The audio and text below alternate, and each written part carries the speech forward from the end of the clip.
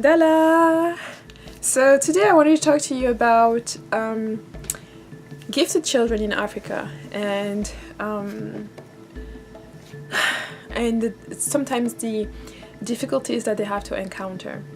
I know that recently a lot of people have been talking about everyone wants to be a healer, everyone wants to dive into spirituality and practice it and be a practitioner and offer services and contribute to the world and have this noble and grand aspiration, which is great.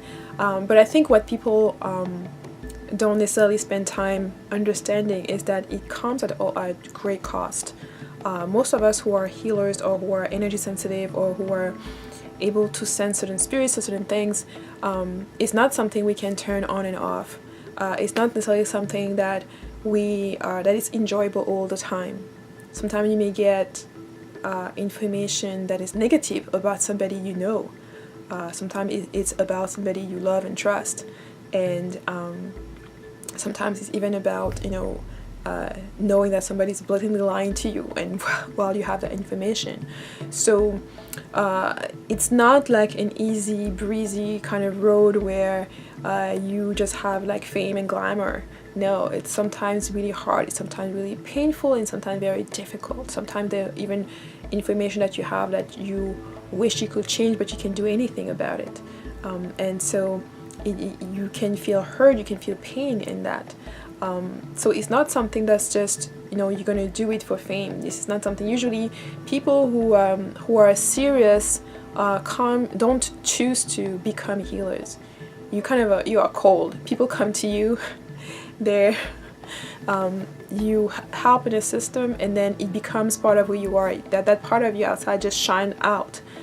It's not something that you I think go to get trained about. It's because it's more something that it's exploding within yourself, and then you go be trained or learn from someone who's already ahead of that path, so you can navigate and know more how to deal with certain things when you feel overwhelmed, or when you're younger, especially when you have this kind of information and this is not information you can share with anyone. And so in this video I wanted to talk particularly with children. There's a lot of children that come here with their third eye open, and it has nothing to do with this indigo crystal children thing.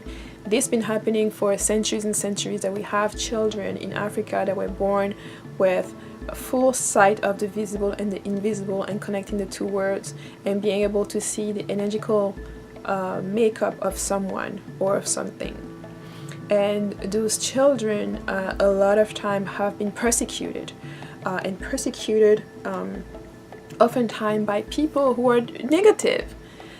Just imagine you're 6 years old and you know for a fact that your uncle is an energy vampire, and he's the one sucking your mother or sucking your grandfather, and you go and you tell your mom, and then your uncle is accusing you to be some kind of negative witch or some kind of sorcerer or negative sorcerer, whatever, and then you being chased away, or you being called a liar, you being called crazy, you being called all kind of vile names as a child. So you can just imagine how that can break someone's spirit at a young age. If the person is not extremely already strong, that can really break their spirit. And through my consultations also, I see a lot of Africans now who are reconnecting with their African spirituality and with their root, and a lot of them have had that experience where you're aware of certain things, you are able to sense negativity from even some family members or some people coming into the home, and you voice that to your parents, you voice that to your mother, because trusting that she will be there to protect you, she will be there to listen and understand. But on the contrary, she's the one who starts abusing you, or who starts feeling you so bad that you just wish you didn't have this gift, or you start considering this gift to be a curse. And people who are not sensitive, people who do not have visions, or who do not have just random thoughts coming to you, random information that you're not supposed to be having coming to you, won't understand. And I know some other people are quick to just say, oh, if you have visions, it has to be from the devil. But obviously if they're pointing out somebody who's doing evil in the family and giving that information to the child in order to have that information to the parents and to be able to do something about it, to stop that person, that's contrary to be, that's not evil. And I think that before people start classifying things as demoniac or whatever, they need to actually listen and assess what's going on and what it is. And matter of fact, sometimes when you do that, then it is the child that's then subjected to all kind of things which are actually evil. And so, I always have a softer heart and a softer side for children, and for adults who had a broken childhood, whose inner child have been broken and have been meddled with.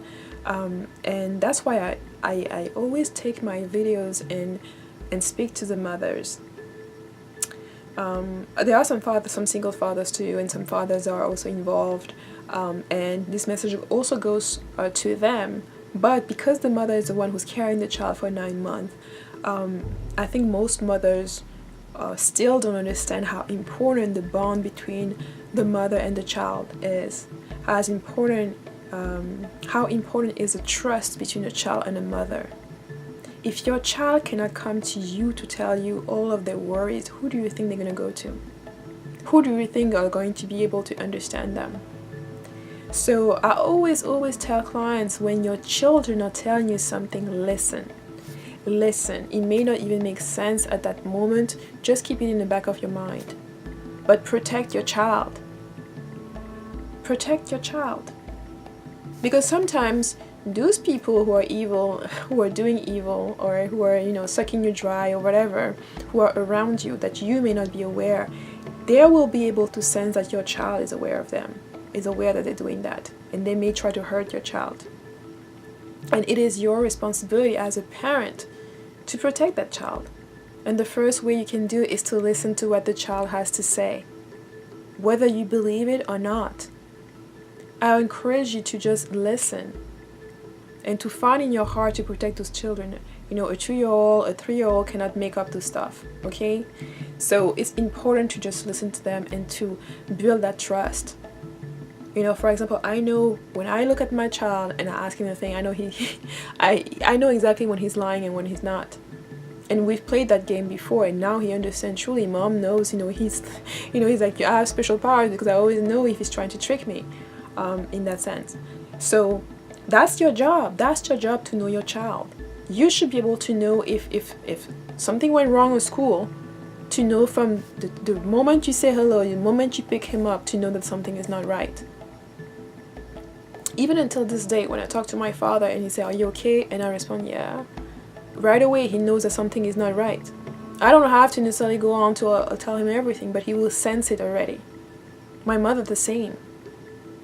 And that's a relationship you have to build and you have to maintain. The trust and the bond between a child and the parents is sacred. It's sacred, and it really pains me and hurt me to hear so many people whose mother or whose father just blatantly told them they were lying, put them on the street, because of the paranormal experience that they had, because of the truth that they spoke, which sometimes took years later for them to realize that this was actually true, and then don't even dare go back and apologize to that child. Those kind of things just makes me angry. And it is a disservice that you're doing to yourself. And if you've been one of those children, if you sense some things and you try to warn somebody and it backfired on you, never think that the gift, the abilities that you have were meant to be a curse. Those were gifts, and they are truly gifts because they enable you to see ahead of time sometimes, to see even past the time, to see even things that are happening, and you receive those gifts for a reason. You receive those gifts because you will be able to utilize them to benefit others, to benefit yourself, to help others even. For those of you who are now adults, and maybe some of you who are watching me from the consultations, I wanted to congratulate you for not giving up, for not cursing yourself, for not,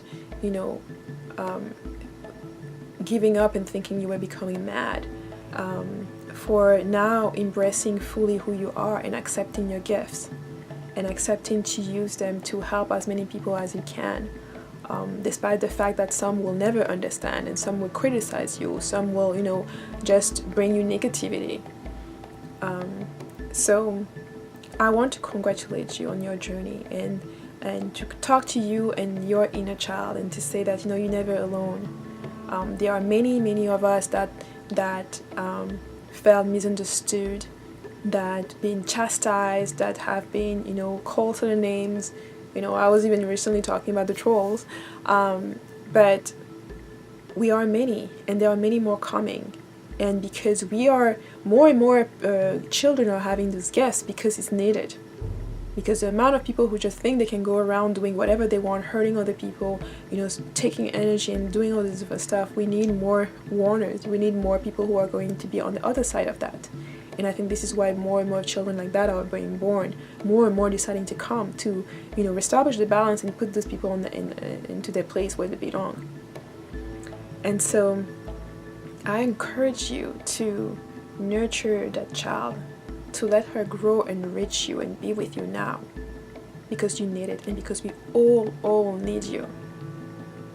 Okay, the thirst for justice and the thirst to maintain order and balance, it's a call that's being heard more than ever, and whatever wound you think they may have done to you, they can never break that spirit, because that spirit decided to come here knowing that they were going to try, but also knowing that they will fail. Okay, you came with all of the gifts from the Most High, and you these abilities that you're doing, you're using them for good. You're using them to assist others and to bring bring hope and bring healing to others, and also to shed light on the people who are doing negative things, so that more people can identify them and isolate them, so that they can understand that that's not the route where we are going to go. So I really wanted to thank you for, I had this reflection because it is the end of the year as well. I had this reflection about seeing more and more consultations where people had this kind of childhood where they had those abilities, and they almost started cursing themselves for being able to, read someone's mind and to see what somebody was doing around them, and to never feel safe because they couldn't even find safety in the arms of their own parents. Some of you mentioned, being able to go to an aunt, and I also wanted to really be grateful for the auntie and the uncles, the people who stepped in and who protected those children, the people who stepped in and fight for the truth, and just play their part.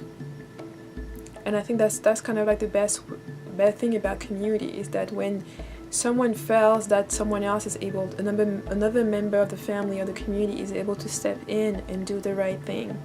I think when you understand that doing the right thing should be coming easy and naturally. I just wanted to share that and say, the children are our future. We need to protect our children. We need to embrace and understand our children. And if you're a man or a woman and you're a father or a mother, the trust that your child has with you, you need to nurture that, and you need to protect it. You are the first line. That child chose you to come through here. And I think sometimes it's just a matter to put down whatever religious text you have and to just look at that child and focus on that child and listen to it. Don't listen with your ears, but listen with your heart, because that's the only way you will hear the truth behind the words being taught. Thank you for being with me, and I'll see you in the next video. Bye-bye.